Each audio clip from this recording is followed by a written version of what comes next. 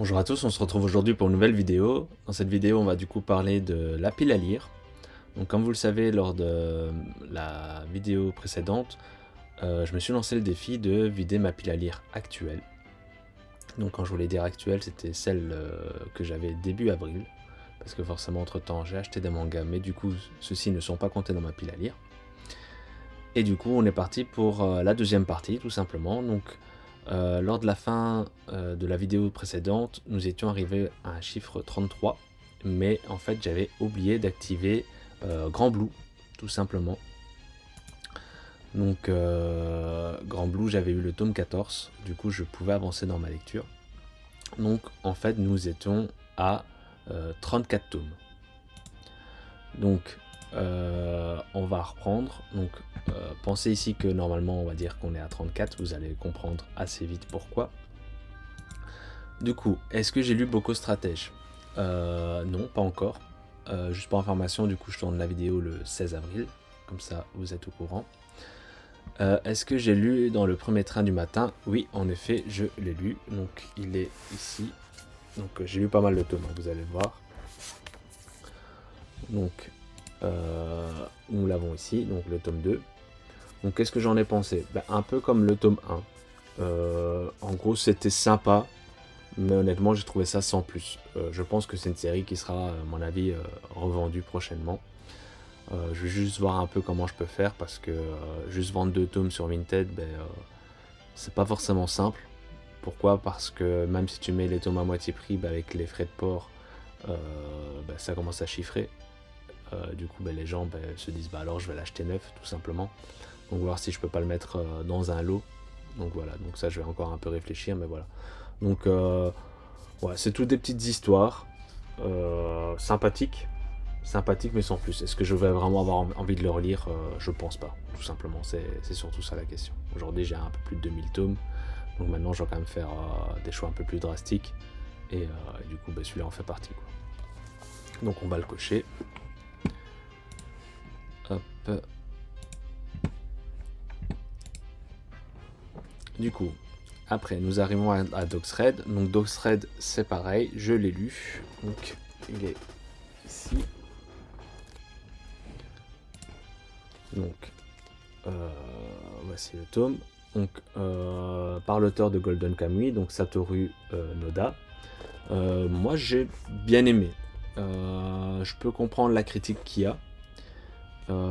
Parce que beaucoup ont apprécié. Moi j'ai envie de découvrir la suite. Voilà, je sais pas aujourd'hui. Voilà, on sait pas encore combien de tomes ça fera. J'espère que ce sera pas non plus une grosse série, parce que forcément le tome 1 ne m'a pas convaincu à 100%, mais curieux de voir le tome 2, voir le tome 3. Peut-être qu'après le tome 3 je me ferai peut-être une décision, mais je crois que je vais lui laisser la chance au moins jusqu'au tome 3. Donc au cas où, ça raconte l'histoire de ce jeune homme qui est un patineur artistique, mais plus au niveau de la danse. Mais c'est un jeune, donc je crois qu'il, je sais plus s'il a 15-16 ans, enfin en gros il a pas encore la majorité. Et c'est sa mère qui lui fait ses chorégraphies. Malheureusement, très vite au début du tome, sa mère meurt dans un accident de voiture.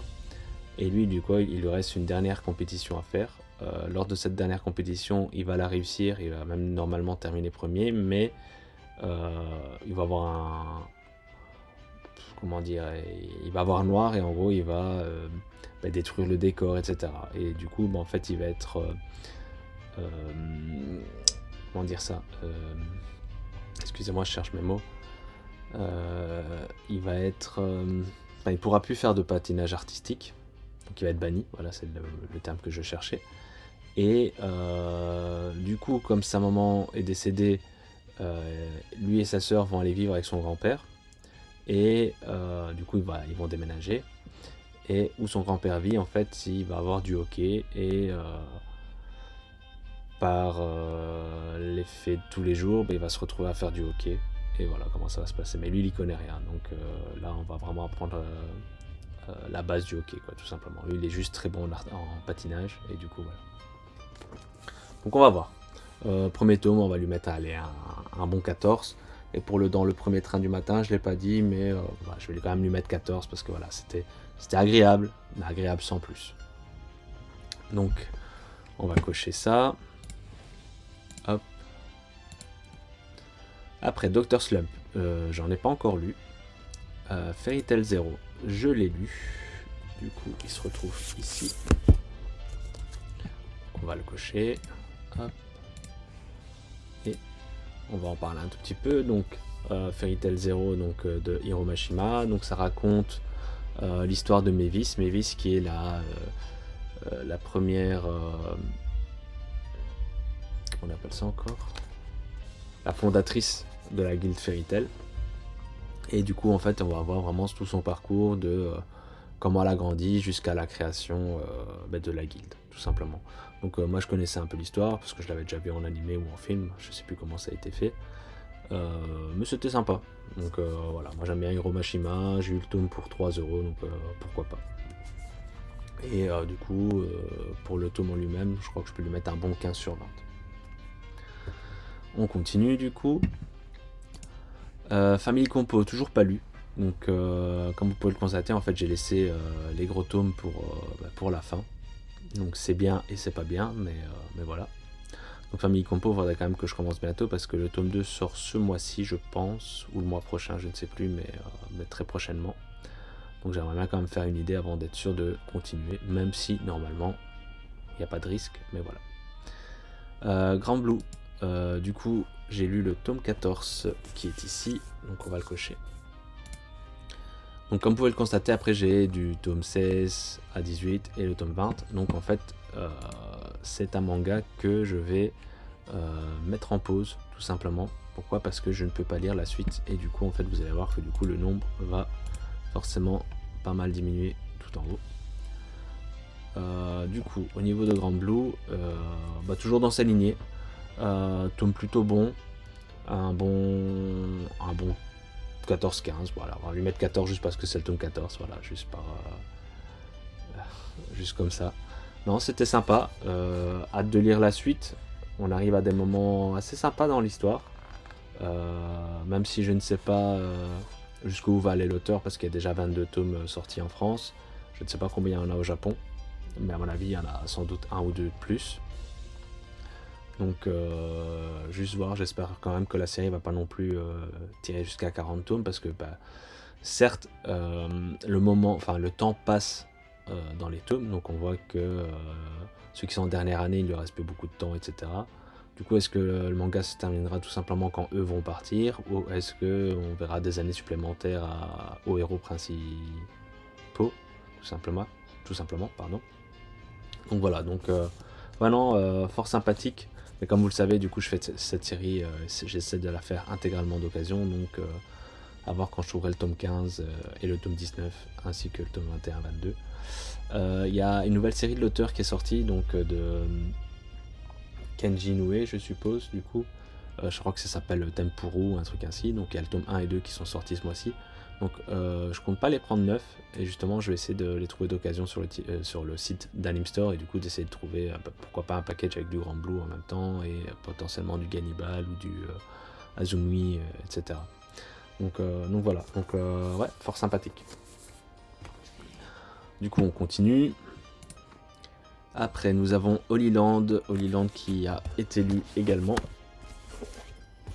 Donc le tome 12. On va le cocher. Donc ça c'est de Kujimori. Donc tome plutôt très bon. Ouais, je crois que je vais lui mettre 16 sur 20 sur le tome. On a enfin notre héros qui s'entraîne vraiment, qui va essayer de réaffronter une personne qui l'a battu. Normalement on n'a pas encore le dénouement dans la fin de ce tome, donc justement on va découvrir ça à mon avis dans le tome 13. Donc hâte d'avoir le tome 13 pour voir la fin du combat, voir un peu comment ça se passe, tout simplement. On continue. Ikigami, pas encore lu. Magus of the Library, je l'ai lu. Donc on va le cocher. Il est ici. Donc nous avons le tome 8. Donc tome lu hier soir. Tome très intéressant. On a un esprit qui arrive dans la ville, qui va faire un peu de dégâts, qui est manipulé, etc. etc. Donc je vais pas forcément en dire plus, mais ouais, non, c'était sympa. Par contre, je pense qu'on va devoir attendre pas mal pour le tome 9, parce que déjà le tome 8, à mon avis, il y a eu pas mal de temps. Et le tome 9, je crois pas qu'il est déjà annoncé, on peut regarder ensemble, hein, juste par curiosité. Hop. Je pense pas qu'il soit annoncé en tout cas. Non, en tout cas pas sur Manga Collect. Donc peut-être qu'il est annoncé sur Manga News, mais c'est pas encore le cas en tout cas. Donc un bon 15 sur 20. Après nous continuons, du coup après nous aurons Médaliste tome 1, donc il a été lu également. Donc tome que j'avais trouvé à 3€ dans un cache. Plutôt sympathique. Donc en fait on a notre personnage principal qui est un ancien patineur artistique. Au Japon apparemment c'est un sport qui est très prisé. Mais lui il a commencé tard. Et en plus apparemment le patinage artistique ça coûte vraiment cher. Donc lui il cherche plein de petits boulots pour pouvoir suivre encore des cours, etc. Mais il sait que malheureusement il pourra sans doute plus faire des compétitions, etc. Et en fait un jour il rencontre cette petite fille qui adore le patinage artistique mais ne peut pas se payer des cours ou tout simplement aller sur la glace, on va dire ça ainsi, quoi. Donc faire de l'entraînement. Et du coup elle a trouvé un petit stratagème avec le gérant, etc. Mais lui dit malheureusement tu peux pas continuer à faire ça, ça va pas. Il lui a conseillé un club et tout, mais la maman de la petite fille est un peu contre. Mais en fait il va lui prouver par A plus B qu'elle a quand même des compétences et que malgré qu'elle n'a pas commencé tout jeune, elle pourrait être capable potentiellement de gagner des compétitions. Donc voilà, donc là on a le tout début de la série. Donc la série compte déjà pas mal de tomes au Japon et chez nous je crois qu'elle en compte 9 ou 10, en tout cas le tome 10 je crois devrait bientôt sortir. Donc ouais, je vais continuer la série tout doucement et on va voir un peu si j'accroche plutôt bien, mais pour l'instant c'est bien parti en tout cas. Donc je mettrai un bon 15 sur 20 pour le premier tome. On continue. Donc lui on va le cocher. Après nous avons Naruto Okage, tome 33, qui a été lu également. Donc on approche de la fin, donc la série terminera en 36 tomes, pour ceux qui ne le savent pas encore. Donc on a Naruto, je vais me permettre de spoil hein, parce que c'est fini depuis très longtemps, donc désolé pour ceux qui ne connaissent pas. Donc si c'est le cas, mettez en mute le temps de 10-20 secondes, le temps d'en parler.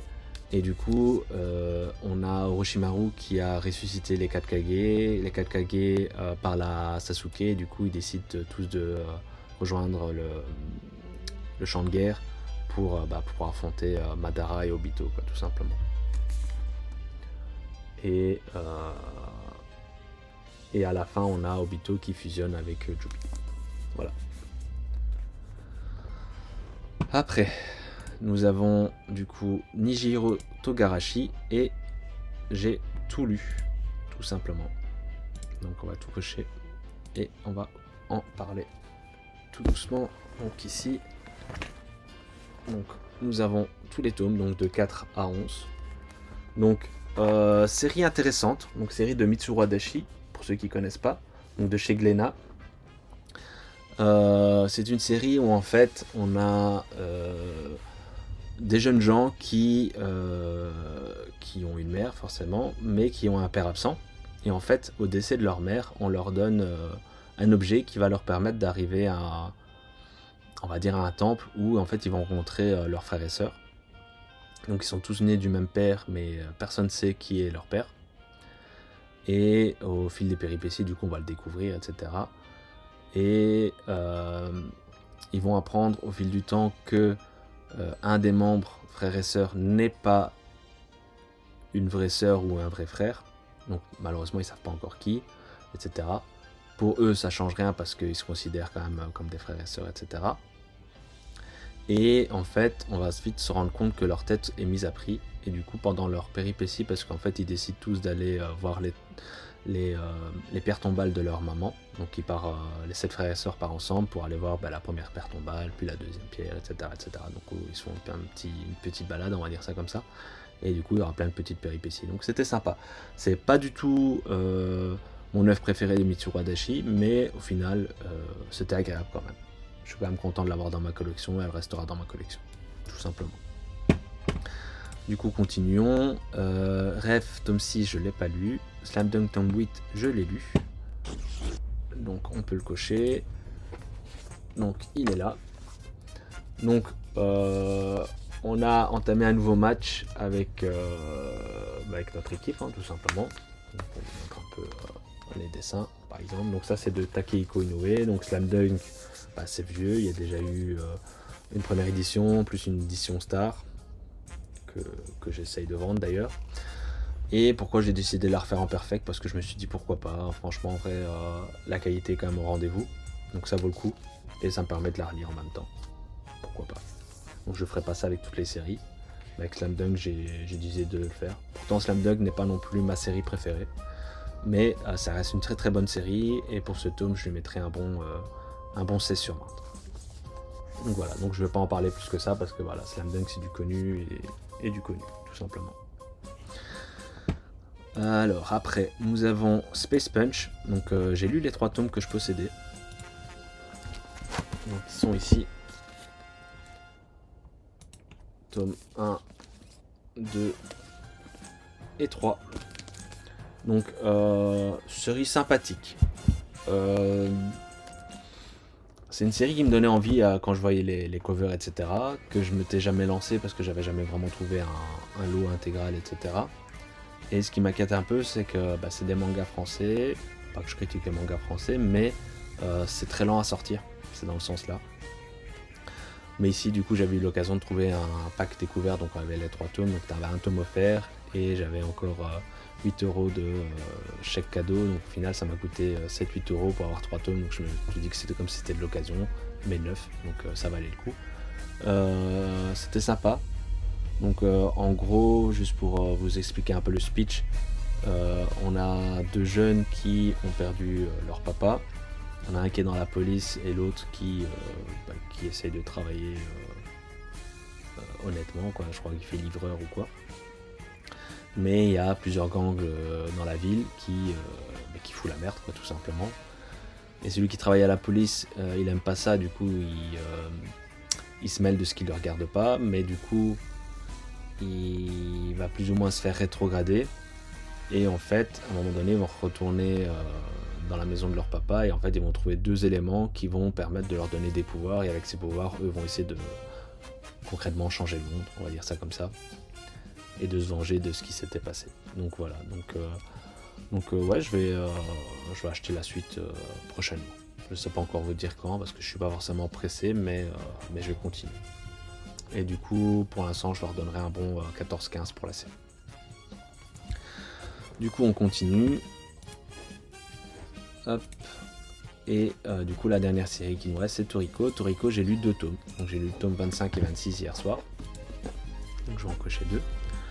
Donc, ici. Donc, on continue notre péripétie de notre Gourmet Hunter. Donc, ça faisait un moment que j'avais pas lu Toriko. Donc, je suis en train d'ailleurs de me mater la série. Donc je sais pas où j'en suis par rapport au tome, mais je suis actuellement au niveau de Ice L, pour ceux qui connaissent, donc on en a peut-être déjà parlé un peu avant. Et voilà, non, c'est sympathique. Le tournant du manga est vraiment bon, donc moi j'aime bien ce qui se passe pour le moment. Donc là par contre je vais pas spoiler parce que voilà, pour moi c'est peut-être une série qui est finie depuis longtemps, mais moi je connais pas. Donc je me dis que si quelqu'un est dans mon cas, je voudrais peut-être pas être spoil. Mais là on arrive vraiment à une partie du manga qui est palpitante, où tu as vraiment envie de savoir la suite. Donc d'ailleurs je vais sans doute me lire du Toriko ce soir. Donc là on a fini pour cette vidéo. Du coup on a lu 2, 5, 6, 8, 10, 12, 14, 16, 18, 20, 22 tomes. Donc c'est ce qui est pas mal quand même. Et du coup en fait on arrive à plus que 12 tomes dans la pile à lire. Donc 12 tomes jusqu'à fin avril. Normalement c'est quand même faisable, hein, on va pas se mentir. À savoir que ce week-end je serai pas dispo, donc vendredi, samedi, dimanche, je ne vais pas lire du tout. Mais du coup je vais pouvoir lire un peu ce soir et à mon avis demain, et forcément continuer à partir sans doute de lundi voire mardi. Donc voilà, donc j'espère que vous avez apprécié la vidéo.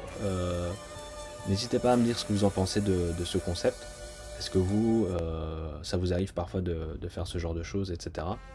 Ou tout simplement, qu'est-ce que vous avez lu cette semaine ou ce mois-ci? Est-ce que vous faites des bilans vous-même? Est-ce que vous vous notez quelque part, voilà, ce que vous avez lu? Est-ce que vous utilisez l'application Manga Collect avec la partie pied à lire, donc la partie payante, etc. Je serais quand même curieux de savoir. Sur ce, je vous dis à bientôt. N'hésitez pas à liker, partager, à vous abonner. Donc, comme vous avez pu le constater, je mets de temps en temps d'autres vidéos. Donc, pour l'instant, il y aura aussi des vidéos sur le jeu TCG Dragon Ball. Donc, quelques parties que j'ai eu l'occasion de faire, soit en tournoi, soit en amical, on va dire ça comme ça. Et si tout va bien, il y aura une vidéo achat manga dimanche. À bientôt.